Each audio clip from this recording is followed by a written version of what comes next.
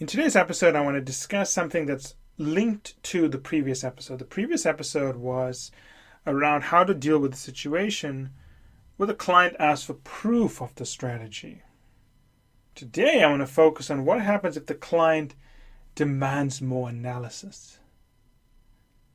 Now, again, the client should not be demanding analysis in the workshop unless something new comes up in the workshop that needs to be analyzed and you as the partner and the team discusses, you know what, this wasn't something we looked at before, but we think we need to look at it. That's fine. Then it's not difficult, right? For example, let's assume you do the entire workshop. The client likes everything, but they say, you know what, one of the things we need to consider is X. We didn't cover it in the workshop, but we need to look at it. If you as the partner and the team agrees that this is worth looking at and you hadn't looked at it because it was out of scope for some reason, then it's okay to go ahead with it. But let's look at a situation where you are doing the pre-presents correctly and the client looks at something you've put on the table and they say, hey, you know what? We think you need more analysis here. It's fairly common, right? I've certainly experienced that at all levels when I was an analyst, when I was an associate, when I was an EM, principal, director. Clients in pre-presents would ask for things. Even at any time of my career, any time of an engagement, sometimes clients ask for a lot of information. So here, when a client asks for more analysis, people respond in different ways. I am going to firstly talk you through how people respond, and then I'm going to talk you through how to move forward on this request. Because there are different ways to move forward, and they all have different outcomes, and there's only one correct outcome here. Well, first, when someone asks for when a client asks for more analysis, I feel that I've seen different responses. One is, some people say, okay, you want more analysis, fine, we'll do it, but it's going to cost you more. I feel these people are not interested in the client. They're just interested in selling more hours, aka billable hours, aka generating more fees from a client. You must never consider the fee structure. It's not important. You shouldn't, if you are asking the question, hey, are you willing to pay for it because we'll do it, that's wrong. You should be asking yourself whether this is useful to the client. So there are a lot of people out there, and I understand there are pressures you have to meet targets and so on. But honestly, if you sell a client something they don't want, you will get away with it maybe now, maybe the next client, maybe the third client. But at some point, if that becomes your operating philosophy, you're going to be caught out by a client who is never going to trust you because you're simply doing work they don't need. Your default shouldn't be, should the client pay for it? The default should be, does the client need this? Now, this has happened to me in so many sessions, in so many meetings with clients, that it's very easy for me to tell you how to deal with it. So when a client asks for more analysis, the first question is the analysis necessary? If the analysis is not necessary, you don't do it. And I'll show you how to figure it out with the client whether it's necessary or not. If the analysis is necessary, then you do it. So now the issue becomes, you're sitting with a client, they want to do more analysis. How do you figure out if it's necessary or not necessary? Right? Forget about the fee structure. If it's necessary and it's part of the scope of work, you need to do it. When I say part of the scope of work, again, I know different firms use different terminology. Scope of work is it necessary to solve the original question? If you as the partner messed up the analysis required to solve the key question, but this new analysis is necessary to solve the key question, then the firm needs to bite the bullet and eat the fees. Because you incorrectly designed the analysis and the client has pointed out a mistake in terms of analysis that should be done that you haven't done. Now, there are other firms out there whereby they define scope of work not by the problem being answered, but by the activities of work. So they define scope of work by these are the 10 analysis we're going to do. Any other analysis needed, we're going to charge you for it. I don't like firms like that. I think they are mercenary in their behavior. Because when you go to a client and you say, hey, we're going to do a market sizing analysis and it requires 10 pieces of analysis. If you sign off on the analysis, you can change it later. Here's the problem with that.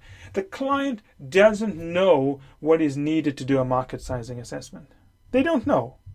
If you're making a client sign off on the activities, you are not being accountable for solving the original problem. What I've been trained to do and what good firms do is they say, this is the problem we're trying to solve. We'll figure out the analysis needed to do that. We think it's going to cost roughly so much.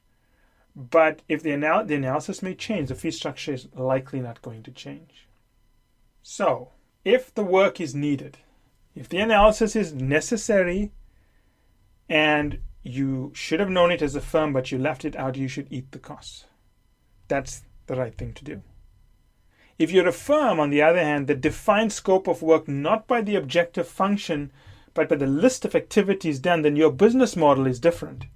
And you will charge the client for the work, but I think you shouldn't be doing consulting work. Because you're passing the accountability to the client. You're telling the client, look, this is the work we're going to have to do for a market sizing assessment or a market entry assessment. Do you agree? The client doesn't know. The client can't know what to agree to. The client only knows we want to know if we need to enter the market or not. That's all we need to know. We don't know what's required to answer the question. You need to tell us what's required. But what these consulting firms do, they'll say, well, you agreed to it, you want new work done, it's going to cost you. And I think that's wrong. Because you're making someone who is not qualified to agree to something, agree to it, and then you hold them accountable for something they cannot be held accountable for because they don't know better. That's terrible. I've seen that many times in all fields. It's very common in the IT services business. Very, very common. Whereby clients don't know the technical requirements. The consulting firm gets the client to sign off on technical requirements, but the client's not qualified to do that. The client knows they want a problem fixed, not whether X analysis or code needs to be written. But let's go to the crux of it, which is, let's assume now we're in a meeting. So imagine you're in a meeting with a client, the energy study, and the client says, you know what? We need to do an analysis to figure out how the value chain operates in countries where we don't operate but are comparable to us so we could see what is likely to happen. They want to do a sort of a comparables analysis. So let's look at another more developed economy than us to see where the value chain is gone, and therefore we can see where our value chain is likely to evolve. So the client raises this. Now, so imagine this meeting and the client says they want this analysis done. My mechanism is, I never tell a client no or yes. I say, okay, that sounds interesting. Let's think about how we're going to use that. So I'll say, okay, so let's assume we've done this analysis. Let's assume the country you think is a good proxy for being few decades ahead of where this energy market is let's say, I don't know, let's pick one. Let's say Italy. Italy is about 3 decades ahead of where this Middle Eastern country is going to be. And you want to do an analysis to see the structure of the value chain, to see where the profit pools lie, because then you are going to say that if the Italian market has gone in this way, this is where our market is likely to go. So now let's ask ourselves, how would we use that information?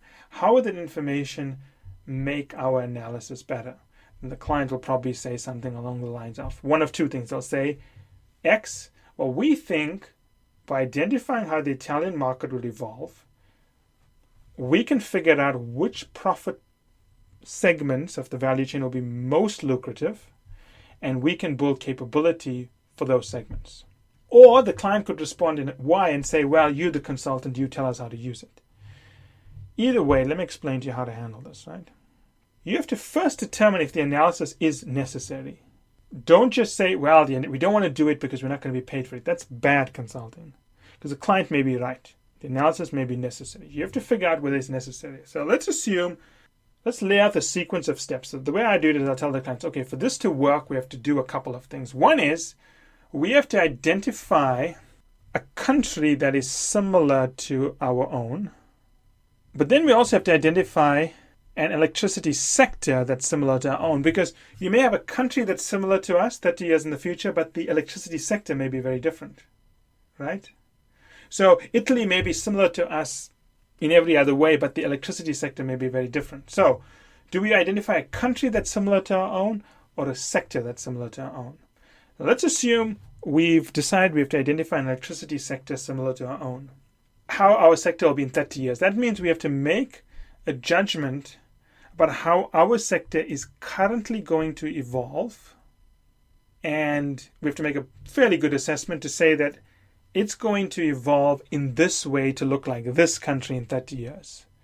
So what you're saying is that if we could identify the sector that's similar to our own country, if we could reasonably determine that our country could evolve in this way, we could then say that if distribution is going to be a big profit pool, we should invest in distribution. Okay. I think that's not implausible. It could be done, but let's look at some small differences here. One is that there is a lot of work taking place right now because the country is running out of power. Your parent company is most likely going to have to build power stations. In fact, that's where your strategy is taking them. So that the need you have is different from the needs of a country which may have a similar electricity sector. And your needs are immediate. So even if your country may evolve to look like a certain country in 30 years, we have to organize the business to respond to needs over the next 5 to 10 years. And those needs could conceivably be different from where the country is going to be in 30 years. So I agree, at some point, we have to develop the skills to be where we're going to be in 30 years. But here's the trade-off. Is that necessary to know now, or should we spend time figuring out the needs in the next 5 to 10 years? Because it's most likely the needs in 5 to 10 years are going to be different from the needs in 30 years. And what would be the point of knowing the difference? Are we saying that the company can prepare for both needs, the needs in the next 5 to 10 years and the needs in the next 30 years? Does the company have the resources to split itself in that way? Would it help us in some way? Or is it more logical to say we can attack the needs in the next 5 to 10 years and in the ensuing years before the 30-year horizon, reorient the company to prepare for the 30 years? So I'm happy to do both, but I would see that it would make more sense to focus on the immediate needs because we have enough time to focus on the needs further away. Do you see what I've done there? I did what all good consultants do. We don't ask the client how to do the analysis, what they're looking to find out. We ask a very different question. We ask ourselves, what would we get when the analysis was completed and what value does it add to us? Now, this is an important skill. This is one of the reasons I became a partner so quickly. Because a lot of consultants, when you give them work to do, they do it to the best of their ability. You ask them to go out and do a benchmarking exercise, they'll do it to the best of their ability. A good consultant who thinks like a more senior person doesn't do the best benchmarking analysis. They ask themselves, why am I doing the benchmarking analysis? What would I get out of the benchmarking analysis when it was completed? And how does it help the client? If the client's trying to figure out X, is the benchmarking analysis the best way to do that? Is there a better analysis I could do? I remember very clearly, and I discussed this in partnership. I didn't have the best first 3 years in the firm. Some studies were good, some were bad, but there was one study which I was doing for a transmission company. And I didn't have previously a very good study, but I went in with a clean mindset that I'm going to be accountable. I'm going to be accountable. I don't care who the partner is, and actually it was the partner who trained me. I'm not going to do something until the value is clear to me. And he wanted us to do the analysis in a certain way. But I thought about it very deeply, and I figured out there's actually a better way to do this. And I remember going to him and presenting my new approach. Now, at the end of the day, we ended up doing a hybrid of my approach and his approach. But I remember how impressed he was. He said that most consultants, they don't think about why they're doing something, whether there's a better way to do it. They just do the best version of that. But I had went out there, figured out a better way to do it that was more suitable to the client's needs, and I presented that. That's the mentality you need to have, the mode of operation. If a client wants more analysis, it's not about how to build them. It's not about whether you have capacity. The question is, does the analysis add value? Now, if you're doing a piece of analysis, or if the client is bringing up a piece of analysis you don't know about, then the deeper question is, okay, you've built an objective function, you've built a decision tree, you've prioritized the branches, you've developed analyses to test the branches. Something must be wrong in your decision tree if it didn't identify this analysis.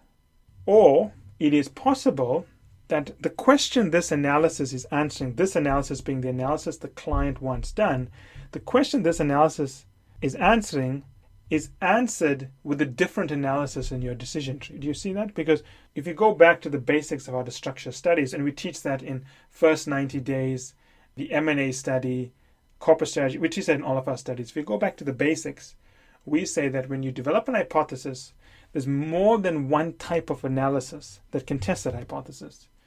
It's not as if there's just one way to test it. There's many ways to test the hypothesis. It is possible that the hypothesis the client is trying to test with the analysis is an hypothesis you are already testing with a different kind of analysis. And therefore, you're just duplicating the analysis. If indeed the hypothesis the client is trying to test is different from any hypothesis you have, then the question you have to ask is it a valid hypothesis? Is it a hypothesis worth testing? Does it give you something that you will find useful? I'll go to that again. Client wants you to do an analysis. It's because they have some idea they want to test. It is possible you are testing that idea anyway in your study, but just using a different set of analyses. So go back and check that.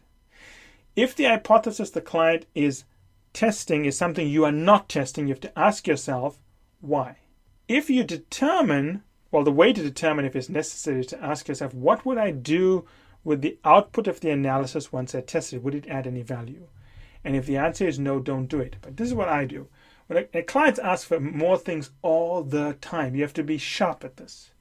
You have to be able to say, okay, let's assume we did the analysis and we got the answer. How would it help us? Would it help us significantly, or would it just be something nice to know? How would this answer change the outcome of the study? If it wouldn't change the outcome of the study, let's not do it. If it would change the outcome of the study so far into the future that it's not necessary to do now, then maybe we shouldn't do it now. And I'll tell you right now, this is a question that I'm asked a lot by clients. Why don't we do this? Why don't we do that? It's asked at every level of my life. When I'm training people for McKinsey interviews, they'll ask me, Michael, why are we not doing interviewer-led cases? I'm going for a McKinsey interview, not a BCG interview. Why are we doing cases where I am leading? This doesn't seem right. I'm wasting time. And I have to explain to them. If we did a case where I led and you followed, that means that I am prioritizing the areas for analysis. I am telling you what to focus on. If we only did cases whereby I prioritize and I tell you where to focus, what happens in a case whereby, for whatever reason, the interviewer is not giving you a lot of advice and you need to prioritize and you need to know where to focus? If you are not trained to do that, how will you be able to do that? Because yes, McKinsey most times is interviewer-led, but what if you're dealing with someone who's not wanting to lead that day, who comes from BCG, wants to do it differently, who wants to do a more conversational case where you drive things? Can you do it? The issue is not just being able to do a case the way McKinsey does it 80% of the time, because the other 20%, the issue is how do you do a case irrespective of the approach the interviewer does. So I'm happy to do it your way, but you are never going to know how to lead. And if you don't know how to lead, then when the time comes where you have to lead, you're not going to be able to do it. Being led is much easier. It's very easy to solve a case. And I can do it that way with you, but you will struggle. Do you see what I've done there? I've explained to them the implications of doing it their way. Again, what would happen if we did it your way? What would be the outcome? Similar to what would happen if we do this analysis? What would we get out of it? You have to constantly ask yourself, what if? That's the opposite of so what. So what is what are the implications? So what? Why are you telling me this? What is the deep insight? What if or what are the implications? So you can see I use this technique all the time. If someone wants to do something, I don't just say, well, you didn't pay for it or I want to waste time. No, you have to ask yourself, okay, is it useful? And the way to do that is to say, what if we did it? Would it change the course of anything? And if the answer is no, then don't do it. But you should do this with a client because I can show you you're going to save yourself a ton of money, a ton of time. And clients love it. They love it because you're thinking with them. I became a partner in my 20s because I was able to do that. I tell a client, okay, that sounds very interesting. Let's imagine we did this. What would happen? How would we use it? You are controlling the conversation. You are leading and guiding the client. You are developing communication skills. The client can see you thinking in front of him. The client knows you're not dismissing them. You're not telling the client, oh, I spoke to my boss, we can't do this. The client can see your thinking ability. The client knows you're not just chasing a budget. You're deeply thinking about the value of their suggestion. You are not dismissing it. You are internalizing it, working with it. I do this all the time. Sometimes I'm a bit clinical about it. I tacked the problem down and said, okay, if we did this, this would be the likely outcome. Are we comfortable putting in all that effort for that outcome? But with a client, you may have to be more navigational. Take them through it. You do this a few times with clients. It's not that they stop doing it, they'll always do it with you, but the process of discussing this with them means you gain stature in their eyes. They can see how you think. They don't challenge you as much, because previously when they ask you to do the analysis, they think you haven't got something covered. But if you think this out aloud with them, they may ask you for an analysis, but it's not because they don't think you have something covered, but maybe they want to see how you think in a meeting because you add value. The process adds value to them. I've done it with all levels of clients. It is the way you handle a situation with a client wants more analysis done. Now remember, I learned these skills the hard way from partners. I'm sharing this with you because you're never going to get it anywhere. Nowhere else in the world except on Firms Consulting do we have a number of senior partners from BCG and McKinsey sharing their deepest insights, which you will not find in a book anywhere. The stuff we share here, you don't find in a book, but it's obviously logical. And if you try it, you will see it will work. And that is the true test. As always, I hope you found this useful. I hope that you understand these are easy things to learn. You just have to go out there and do it.